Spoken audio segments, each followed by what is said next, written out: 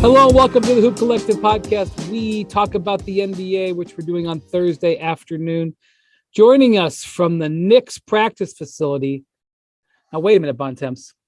Yesterday, you were in Charleston with the Sixers, Charleston, South Carolina.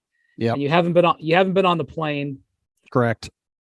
And you are now sitting in, what's the correct city for the Knicks practice facility? I've been there, but I don't even know what city. I'm in Greenburgh, New York. The past 4 days, I've done NBA Today hits from Boston, Charleston, South Carolina, and Greenburgh, New York. I'm really this isn't NBA Today. We don't care. I know. I'm just saying. I'm explaining my travel week, including a lot of driving. I thought it was in Tarrytown for some reason. That's nearby Tarrytown. That's my birthplace. Yeah. So here's what happened. Before this podcast, we're getting set up, and MacMahon says, wait a minute.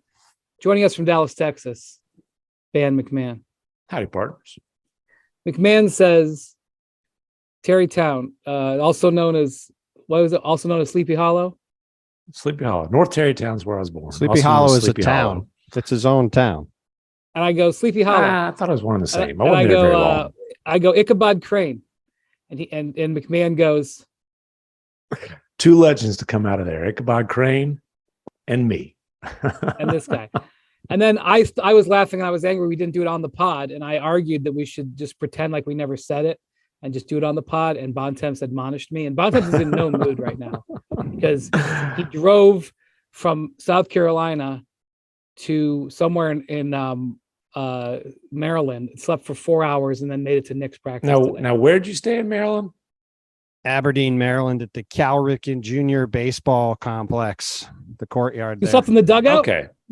I might as well have. I could see the field from my room. The important thing is it was a courtyard, so he still got his Marriott points. And That's I promise correct. you that was part of the decision-making process.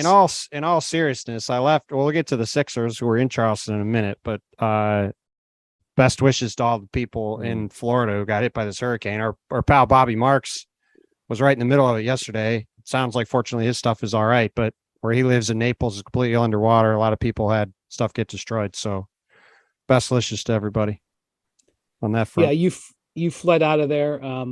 Sixers stayed though, right? So yeah, they had practice. They had practice today at the Citadel. I talked to Joel Embiid yesterday for a while for a story in a couple of weeks and got out of there before the rain, but they had NBA TV cameras in there, got a lot of stuff on film. There's clips circulating, a doc talking to James Harden today. A lot of it was a one-on-one conversation at the end of practice between Doc and James Harden. Doc was wearing the mic, and I'm sure he knew he was wearing the mic, but they allowed us to hear it. I thought it was entertaining. It's the kind of stuff it'd be nice to have the NBA let people do more regularly. Be good. So Bontemps, being with the Sixers for a couple of days, what did you learn? Well, the first thing I learned was I walked into practice Tuesday and Wednesday afternoon, and the first thing you saw was PJ Tucker and Joel Embiid hollering at each other in animated conversations. As MacMahon knows from being around PJ for years, any gym PJ's in, he's the loudest person in the gym by a country mile. There's a reason PJ's always hoarse. Yes, that's correct. He and Doc both. And his impact has already been, I think, felt on the team. We've talked about it before, but you go back to May, they lose in Game 6. Joel gets asked, I don't remember if it was me or somebody else, asked him about what is it? I think I asked him, what is the team lacking? He goes into a 2-minute speech about how he's never played with a guy like PJ Tucker. Well, they go sign PJ Tucker in free agency, and they're excited about their team. They like the athleticism and toughness they've added. Doc really was praising DeAnthony Melton up and down, was saying they couldn't get into their offense because he was pressuring full court and wreaking a lot of havoc in practice.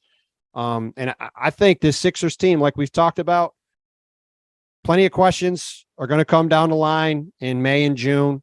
And Joel himself even said to me when I talked to him yesterday, I'm not worried about the conference finals. I'm not worried about the finals. I'm either going to win a championship or not. Nothing else matters. And I think that's where, certainly where James Harden and all those guys are at this point, I think. But this team, after being around them for a couple days, they feel very good about themselves. And I think they're going to win just an absolute ton or regular season games, and they're going to be one of the top 2 seeds in the East. James Harden looks good. They're deep. They're versatile, play a lot of different ways. And, as we've also talked about, it's the first time in Joel's career where he doesn't have to worry about making up for something else on the roster. It's all built to optimize him in every way. So, the vibes are good and they are healthy, and I'm excited to see what they look like. Well, James Good Harden vibes looks only. lean. I can tell you that. He sure does. He looks really good.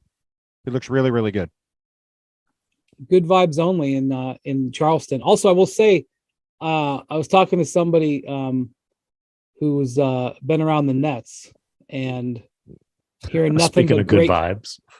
That's the thing. Hearing nothing but great vibes. I hear they look. If there's not good vibes the first week of training camp, you might as well go home. Okay, see you later, sons. We're going to get to that. Let's point out to the vibes that were in training camp in San Diego with the Nets last year. Kyrie was there, but it was not good vibes. So right, and look at what happened with their season. Again, cue the Suns.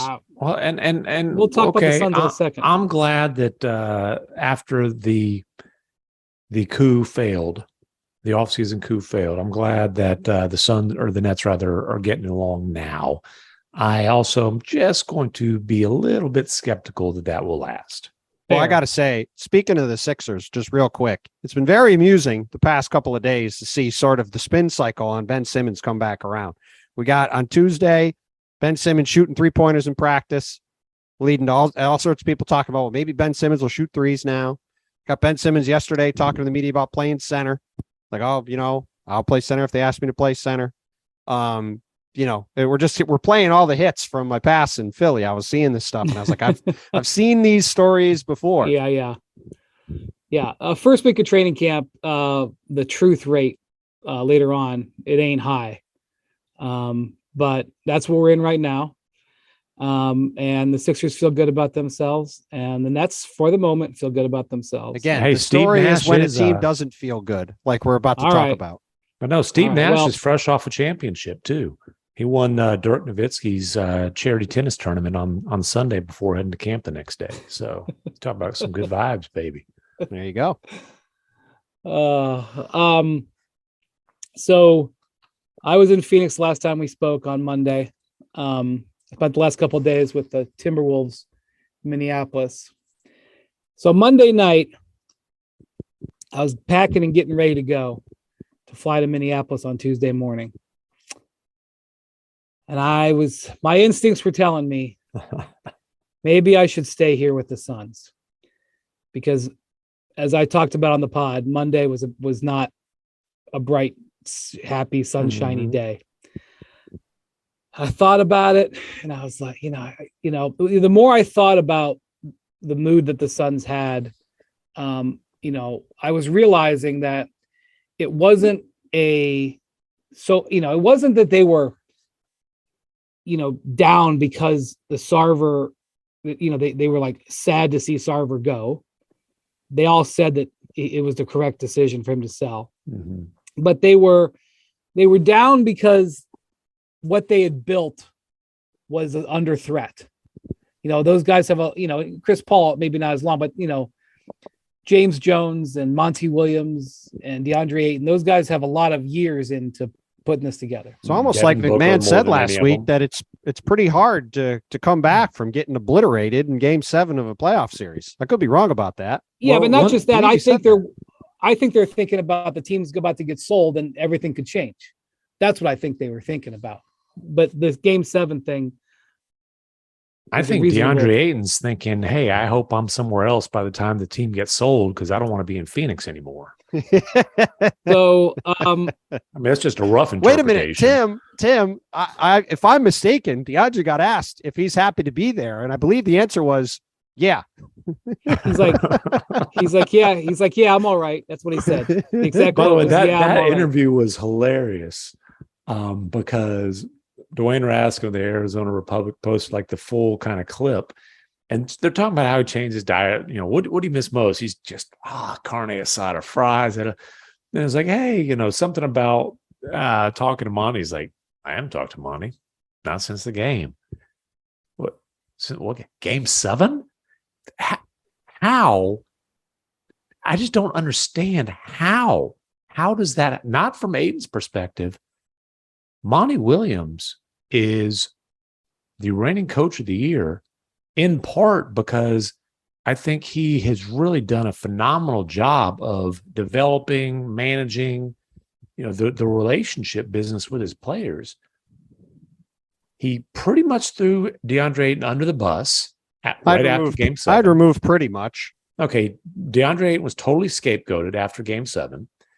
When the local reporters asked Monty about him the next day, he basically said, "I'm not talking about that. Like, we're not talking about it." They've signed him to a max deal basically when they either had to sign him to that or lose him for nothing, but it wasn't an enjoyable process. And they still haven't talked the day that training camp opens. I don't understand how, what's the strategy? The strategy, oh, my guys need a break. No, that's a guy you need to talk to. That's a guy you need to mend fences with, get back on the same page with. To go months with all that stuff happening and the coach and the former number 1 overall first pick don't talk, that's not normal, and it's not good. Yeah. So look, I mean, Monty Williams is an experienced coach. He knows his team. He was, Ayton has been for the last few weeks working out with everybody in Phoenix. They were all there. Pretty much the only guy I know, Dario Saric wasn't there because he was playing in Eurobasket, and Jay Crowder was there because he wasn't there all summer. He knew his time as the sun was ending. He, I believe, was in Atlanta the most of the summer, or that was what he posted on his Instagram, that he was working out at Atlanta. Mm-hmm. So it's not like Ayton wasn't around and playing with these guys. But I think the standard thing when you go through a restricted free agency battle like they went through, and it does happen occasionally, when you match the offer sheet, the textbook is you love the guy up. Yeah. When he comes back, you give him big hugs and you go, "Hey man, it was just business. We love you." Even if it's not true. The truth is the Suns, they valued Ayton, they just didn't value him as a max player. And or as a player who played more than 17 minutes in a Game 7, which it's not just the contract stuff. I'm telling you, that stuff is lingering, especially in that relationship. That Game 7 was whatever happened in that game, it wasn't just about that game. True. It was about, a lot of stuff. So all the more reason to, have a conversation over the span of several months. Right. So, and also Ayton putting that out there like that is purposeful. He's trying to put a thorn in Monty's side. No doubt. So, the other thing that he said right at the tail end of that session, and I don't have the exact quote in front of me, but he basically said, I'm not just a role player, and I think you have a guy who, over the last couple of years, bought in for the most part to being a dirty work guy, to being the screen setter, defensive anchor, all that sort of stuff. And I think coming off of the situation that happened, going back to the playoffs over the course of the summer, I think, my interpretation there is him basically saying, "Hey, it might be time for me to get mine." And it ain't just about the money, but it's about it's about the touches, it's about the shots, all that kind of stuff. And that's another, that's another situation. Just, let's just monitor it. Let's just keep an eye on it. Well, yeah. So Ayton's second year, which was shortened by suspension, and also the pandemic, but he averaged 15 shots a game and 18 points. The last 2 years he's averaged about 11 shots a game. And, last year he averaged 17, but 2 years ago he averaged 14. So since Chris Paul's gotten there, he's reduced his scoring, and they've benefited from it. They've been good. It's worked. So, I don't know if he would consider himself a role player, but if he does, whatever role he's playing, it's working. They're a good team in that role. So that's, again, worth watching. It is, I will say this, by the way, I didn't stay. I should have stayed. I should have followed my instincts and stayed. Instead, I went to Minnesota. That Phoenix Heat, you're just not tough enough for it. God, it was hot. You'll be back. You'll be back in the winter. Talking about the weather is nobody wants to hear it, but it was like 105. Yeah. Wendy will be posting up there. Do they have a Christmas game there? I bet you Wendy volunteered for that one. I bet you I didn't.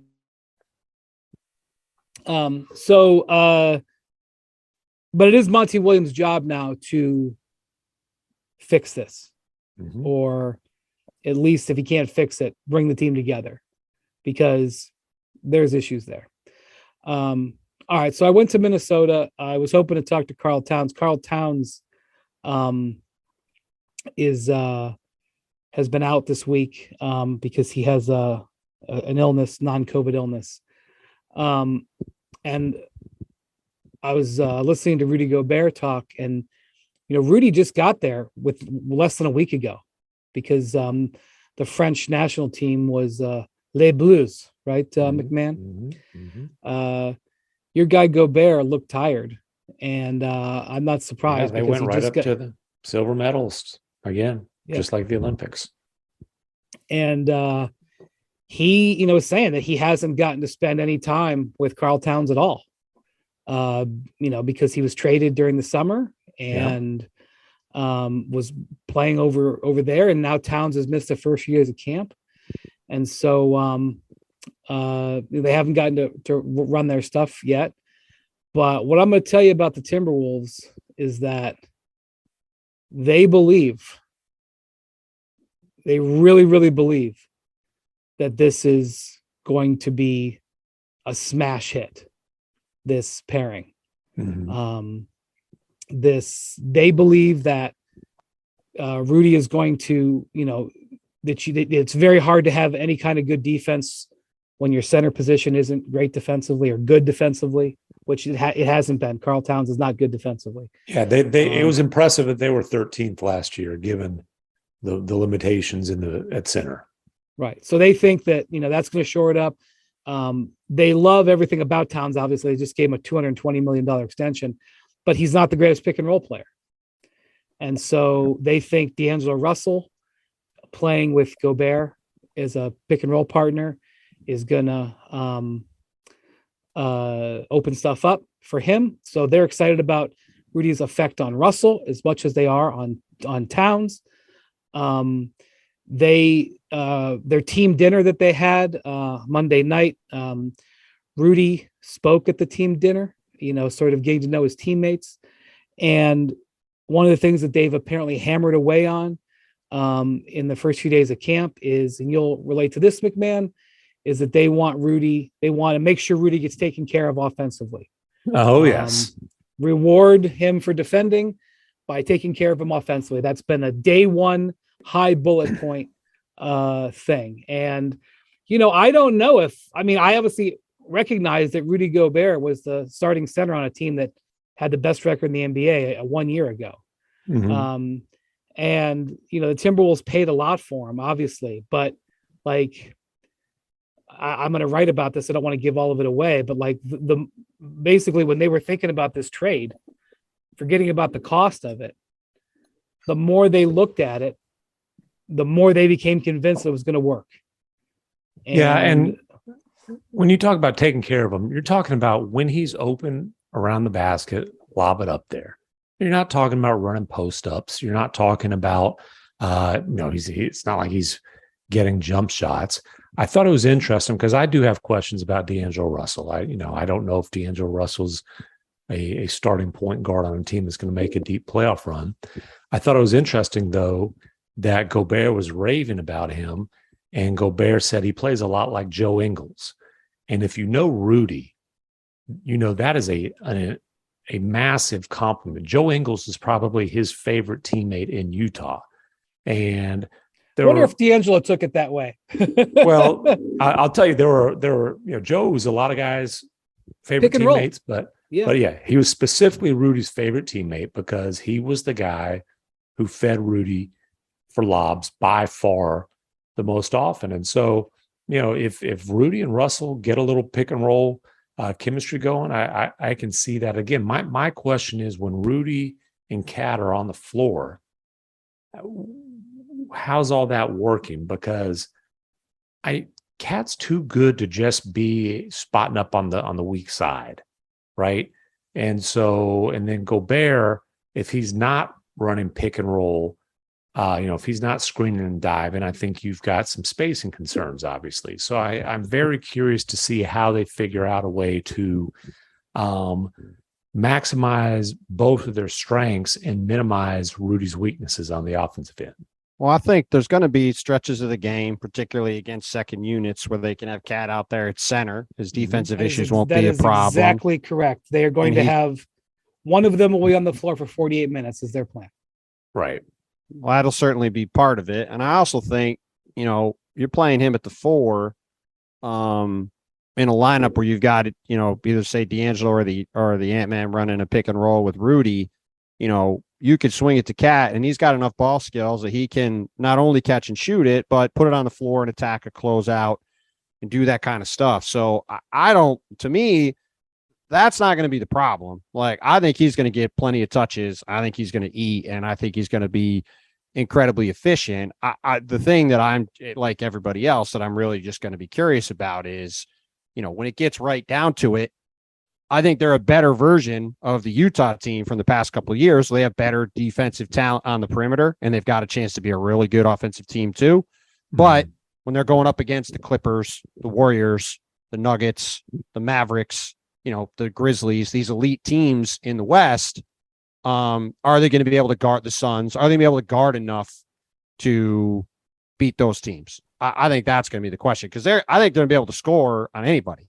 It's at the other end that's going to determine just how good they can be. Yeah, and Anthony Edwards' development on the defensive end is going to be very important. And we've talked about Jaden McDaniels, his development overall, but especially offensively, because defensively he's a he's a weapon. If he's shooting in the low 30s offensively from 3-point range, then I do have spacing concerns. I talked to Jaden. And Jaden was talking about how much better Anthony Edwards has gotten as a passer, that he focused this offseason on learning and working on some more passing techniques. And he said he's already thrown him a couple of lobs in scrimmages that he didn't know that Ant could throw. Like he said he threw one lob to him, and it was like he couldn't believe how perfect the lob was. He said he'd never seen, Ant had never thrown a pass like that to him before. So, look, as Bontemps said earlier, it's the first week of training camp. Everybody looks great. Nobody's had a loss yet. But they're going on one of the greatest preseason trips I've ever seen. The Wolves are leaving on Monday for an 11-day trip to Miami, Vegas, and LA. Oh, wow.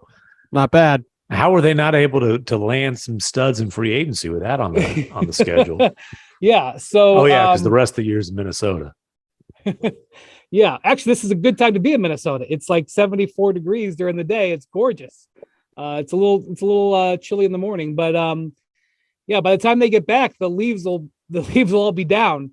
But so they're going on this long road trip, and it's like going to be like a bonding experience for them. I mean, they got a bunch of new players, and because I talked to some of their guys, they expressed that they were shocked when that trade went down. That they had a euphoria about last season, winning that play-in opportunity and getting to the Memphis series and battling with the Grizzlies, and like they were assuming they were going to run it back. And the team had extended Beverly, and Beverly was Patrick Beverly. They were such a he was beloved on that roster, and like the players were kind of stunned. But as I pointed out, Rudy Gobert is pretty good. With all due respect to the guys they traded, Rudy Gobert is pretty good. So, I'll tell you what, there was a lot more smiles I saw in Minnesota in 2 days than the day I spent in Phoenix. So, that sound has to make you smile. It's the sound of another sale on Shopify, the all-in-one commerce platform to start, run, and grow your business. Shopify gives entrepreneurs the resources once reserved for big business, so upstarts, startups, and established businesses alike can sell everywhere, synchronize online and in-person sales, and effortlessly stay informed. Scaling your business is a journey of endless possibility. Shopify has the tools and resources that make it easy for any business to succeed, from down the street to around the globe. Reach customers online and across social networks with an ever-growing suite of channel integrations and apps, including Facebook, Instagram, TikTok, Pinterest, and more. Synchronize your online and in-person sales. Gain insights as you grow with detailed reporting of conversion rates, profit margins, and beyond. More than a store, Shopify grows with you. This is possibility, powered by Shopify. So go to shopify.com/hoop, all lowercase, for a free 14-day trial and get full access to Shopify's entire suite of features. Grow your business with Shopify today. Go to shopify.com/hoop right now. Shopify.com/hoop. Every college football season, Goodyear knows the importance of winning on the road. The road will always demand confidence, the confidence to handle whatever the journey brings and to perform under tough conditions. And just like the players and the fans of college football, Goodyear is ready. Are you ready for the road? Visit Goodyear.com to find the right Goodyear tires for whatever road you're on this season. Goodyear, more driven. Now it's time for Hoop Collective Trivia.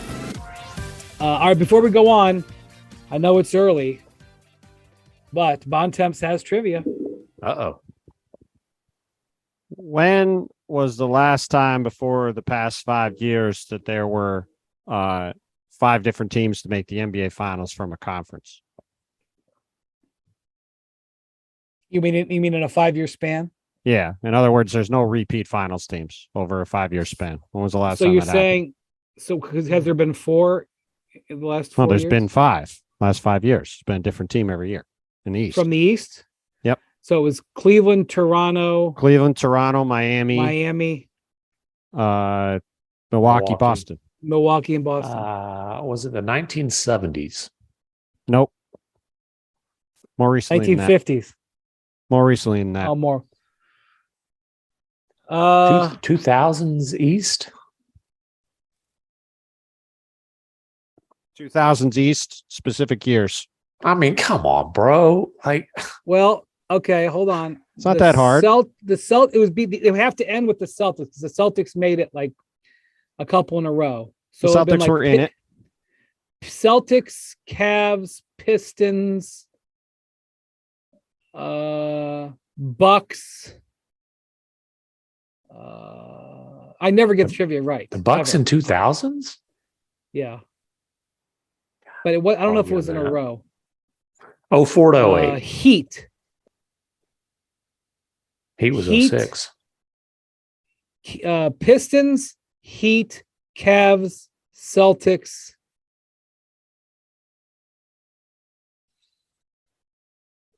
The team after the team after the Celtics. Magic. There you go. Boom. All right.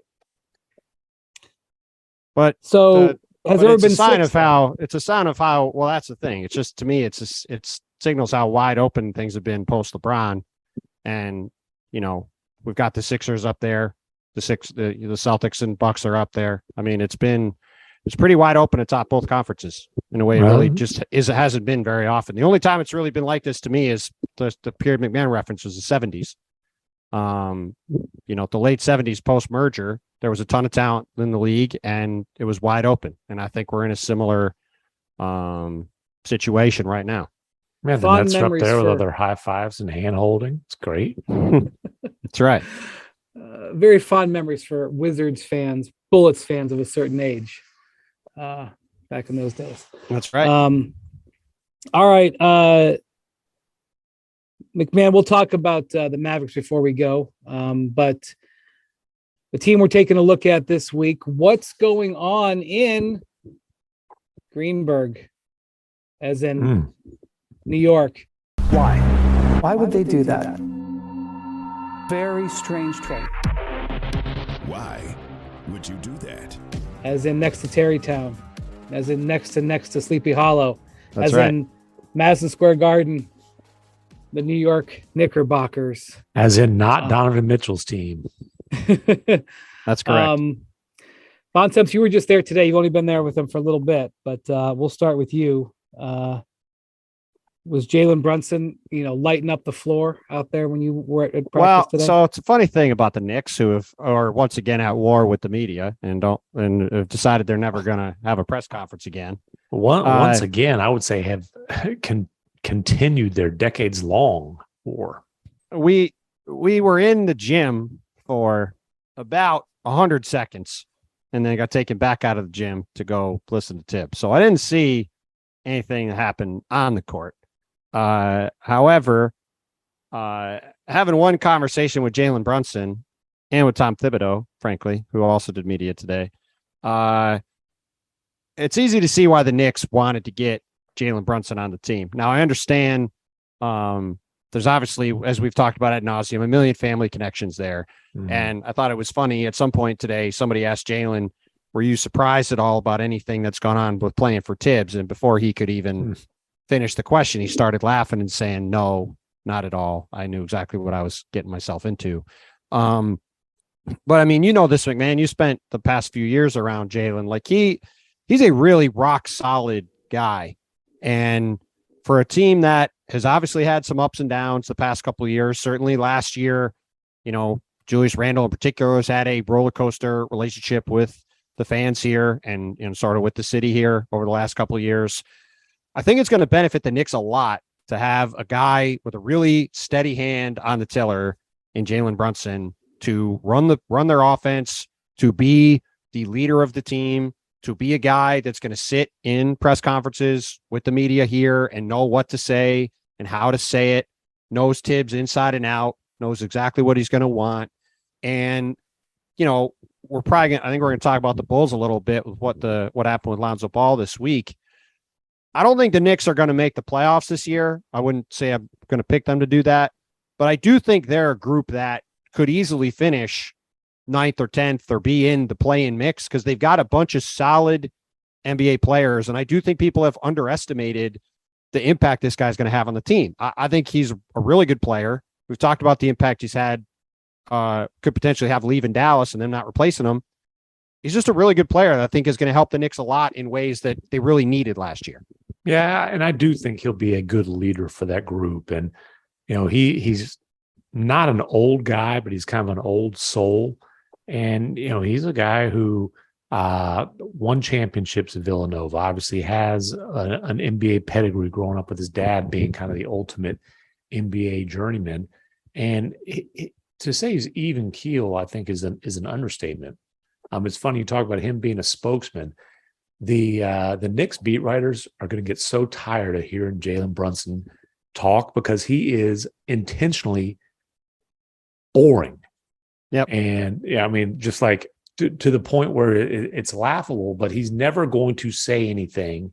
But he knows what to say. But he's always going to be on message. He's right. never going to say anything that's inflammatory. And I think probably the most important thing, as far as the Knicks go with Brunson in really a leadership position, isn't really what he says to the media, but it's that he speaks Tibbs and he can interpret Tibbs. When they might hear a really angry, gravelly version of Charlie Brown's teacher, Brunson's like, hey, listen, here's what he's saying he needs, and can relay the message in a way that doesn't sound like nails on a chalkboard to guys. And I think that's important because I would say it's pretty well understood that Tibbs can wear guys out. And so to have kind of a fresh intermediary voice can be beneficial. Now, they have a talent problem. They're good enough to be a play-in team, but probably not good enough to get out of that scenario. And that's not something that can be solved probably before this trade deadline. That's probably a multiple off seasons issue. But, people talking about Brunson's money. He's being paid to be an average to good NBA point guard. He's going to be that. No question. And on his deal with it descending, it's going to be a good deal with the cap going up. I think the contract's going to look more than fine. And the other thing I'll say is everybody thinks about Tibbs as obviously a defense first coach, which he obviously is, but he has had a ton of success over the years with small point guards and how he operates in his offense. I think Jalen Brunson is going to do just fine numbers wise in New York too. Like I really like the fit. I like the personality fit. Like you said, he's not going to be flashy or overstated, but the Knicks don't need that. They need somebody who is going to be able to, man the tiller and have this thing go as smoothly as possible. And he's going to be as connected to Tibbs as anybody. It's man a really, the tiller, really good is that fit. a farm reference? I was just wondering the same it's thing. A boat reference. Oh, bro. Well, I don't farm or boat. So what do you want from me? But he's just a very steadying presence. And look, this is a franchise that for many reasons has not been stable for a long time and hasn't had a stable presence. That's at a farm point guard. reference. Yes. And hasn't had a stable presence at point guard for a long time. And I just think it's going to really help them a lot, I think, to have him there. And you look at, Kevin Pelton did his fully formed projections after his preliminary ones last week, had the Knicks in ninth. Like, I don't think that's unrealistic if these guys stay healthy. We're going to get into those West projections because I told you guys, I think KP stands for I'll say crackpot. I'll tone it down a little bit, crackpot when it comes to those West projections, but that's okay. Well, that's a kitchen reference. If McMahon is in particular referring to the Clippers being seventh and the Warriors being eighth in those projections, and I'll say a little low. I'll say on Kevin's behalf is last year I think he had the Warriors somewhere down in the same range, and obviously projection systems like this, like Kevin talked about last week on the pod, a lot of it comes down to age regression and factor in injuries and stuff like that. So if you have Kawhi Leonard missing a bunch of games, if you have all the older guys on the Warriors all regressing because they got a year older, it's going to skew the numbers. I don't think Kevin would necessarily say that that's exactly how it's going to shake out this year. Well, he had the Suns as number one in the West, and I'm sure that will salve all their no doubt. wounds. That'll bring a smile across DeAndre Ayton's face. The first one since what? Since Game 6 of the Western Conference semis. I hope when he signed that offer sheet there was a smile. It is 130 million. So the Knicks, the thing is, there's a tension that exists between the Knicks fans and Tibbs. And that is, they don't want to see Evan Fournier. They want to see Quentin Grimes. They don't want to see Julius Randle as much. They want to see Obi Toppin. And, they're like, look, okay, if you're not going to, be all in, if you're going to save these draft picks and, build this team, okay, well then build the team, develop the team. Yeah. And play the young guys who've shown potential. And Tibbs, pushed back on that from day one. I push back may be too strong of a word, but he was like, I research this. I work on this more than anybody. Nobody works harder than me. Nobody watches more film than me. Nobody studies this more than me. I've looked at all of this. I'm going to put out the lineups that I think we're going to put out that are going to win. And he will push back on the fact that he doesn't think that he plays the young guys as much. But win what? Is your goal to win 43 instead of 39 games this year? Or is your goal to have Grimes and Toppin develop to where they can be core pieces? If you're Tom Thibodeau, you know what his goal is. I know. Well, and I'll also say this. Like last year, Emmanuel Quickley played 23, 24 minutes per game. Last year, Quentin Grimes, as a rookie, played 18 minutes a game. It's not like these guys were not playing. They were not playing. I mean, they were playing minutes. And again, like, what is Tom Thibodeau supposed to do? Bench Julius Randle? Not play him? Like, he's going to start. He's going to play. They had 3 centers on the roster. Like, I know everybody's been yelling about him playing Obi and Julius Randle together more. He got asked about it again today. Tibbs What'd is he always say? a guy. Well, he, of course, it was actually pretty funny. Earlier this week, I saw he was quoted saying the numbers weren't very good. Well, somebody in the press conference today said, well, the numbers were positive. Now, to be clear, it was like 0.2 points per 100 possessions. It was basically a neutral lineup. But somebody said the numbers are actually positive with those two guys on the court. What numbers did you look at? So Tom, in very typical fashion, says, well, I watched the games, and went into a whole thing about how he went through and charted every possession those guys played. And when they played against teams in meaningful games and meaningful minutes, that lineup was not good. But look, Tibbs wants a defensive anchor on the court. He's always played that way. Obi and Julius Randle are not providing a defensive anchor on the court. So Julius Randle, what? Right. So that's not in his nature. But at the same time, like, the Knicks have a roster full of NBA players. Like, they've got 12 or 13 NBA quality players. They don't have the high-end talent, to MacMahon's point before, but they've got a bunch of solid rotation players, and therefore you're going to have some choices about who you're going to play. And like, Obi Toppin is only going to be able to play 16 or 18 minutes a game. Why'd you draft him with the 8th overall pick then? Well, that is this goes back to a roster construction question. Okay, and why is Julius Randle playing over twice as many minutes last year as Obi Toppin when, again, just glancing at the numbers, Toppin's analytics were significantly better. And so you not only drafted Toppin 8th when Tyrese Halliburton was on the board, but you turned down an offer from the Mavericks that was Jalen Brunson, 18 and 31, so they could move up to get Halliburton. You can say, well, they got Brunson know what, though, anyway. MacMahon? They were doing backflips that night. I don't know if there was a trade that you could offer them when Toppin exactly. To them. So Toppin was that prized of a draft pick. Yep. 18 minutes a game in his second year ain't a whole lot. And so for sure. I don't blame Knicks fans for wanting, especially when he showed to be honest with significant progress last year. But again, Knicks fans wanted Miles McBride to play more. Right. Well, they want to see young. If they're going to be mediocre, they want to feel like they're mediocre with guys who the arrow's pointing at. And my point is, I think if you look at the way the Knicks are built, I think the young guys are playing as much as they realistically can play. Under Tibbs. I think just under any coach, you can't take all these veteran players who are solid, starter or rotation quality NBA players, just not play them.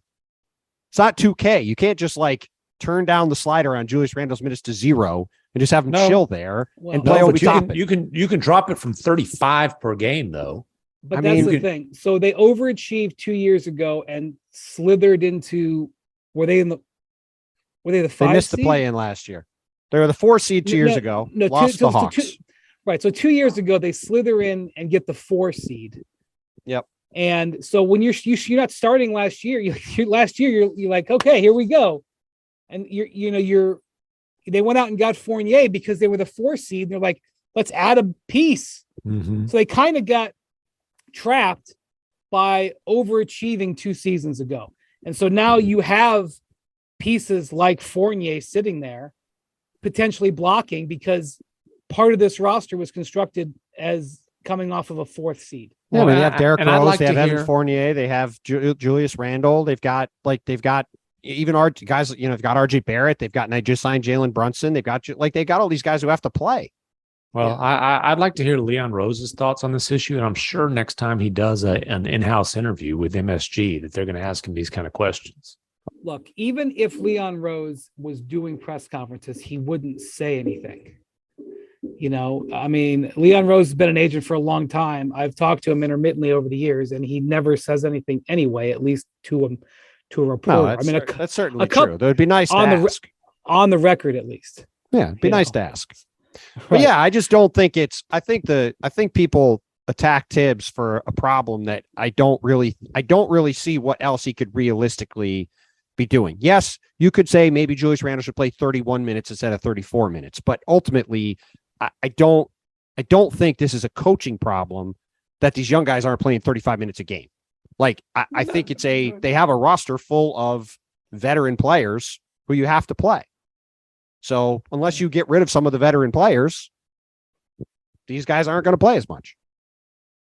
Right. Okay. So speaking of taking questions, Lonzo Ball took questions on Tuesday. Oof. And it was a very depressing media session. I mean,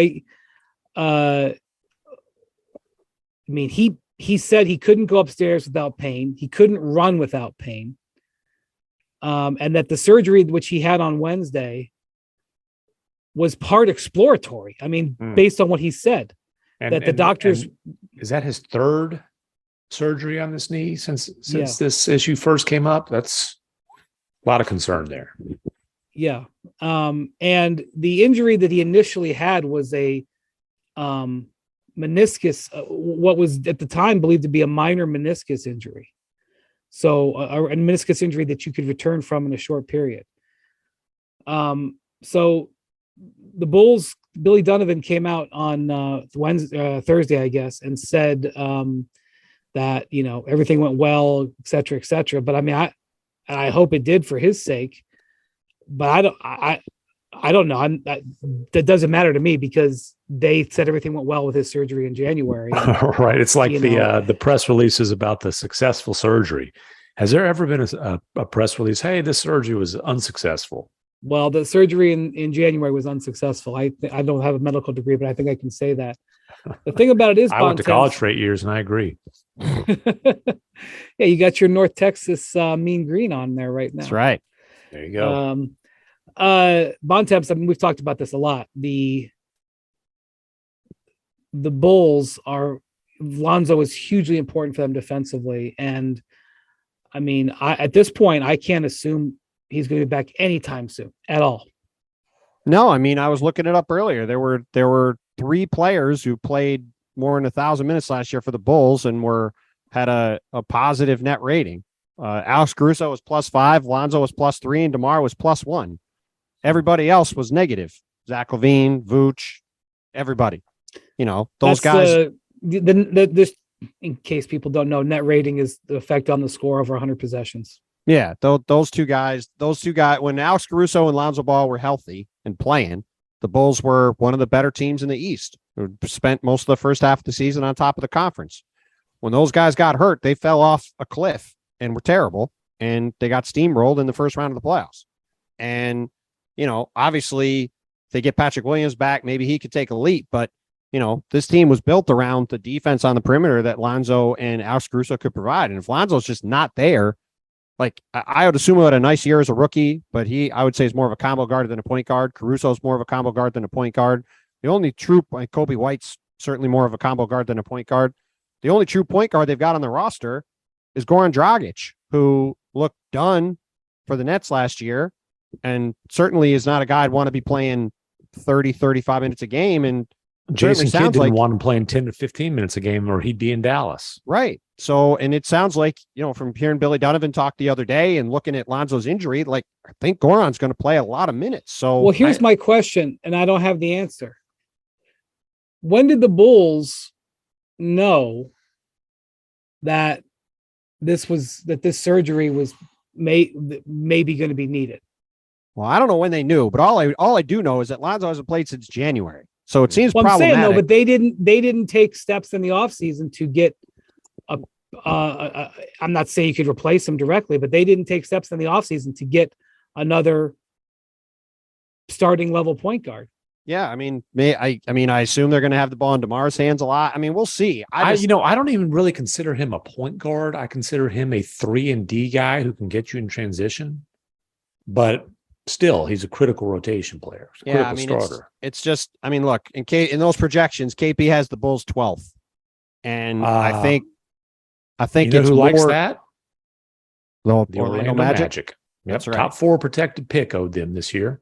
And I would say it's more likely than not the Bulls are in the play-in mix than not. But I mean, these teams from, whether it's the Knicks, like we just talked about, or the Wizards or the Hornets, or even, if the Pacers don't trade Miles Turner and these guys, they were going to be half decent for a while. Detroit with Bojan Bogdanović could be better. Like these teams at the bottom of the East are going to be trying to win games.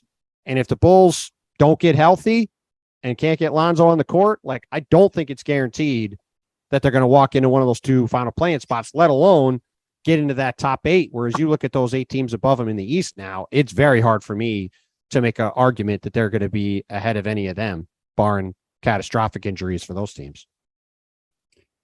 Yeah.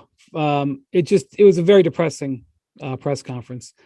Before we go, MacMahon, you've been with the Mavericks this week. There was a little interesting Christian Wood stuff on media day. I think it was his birthday this week too.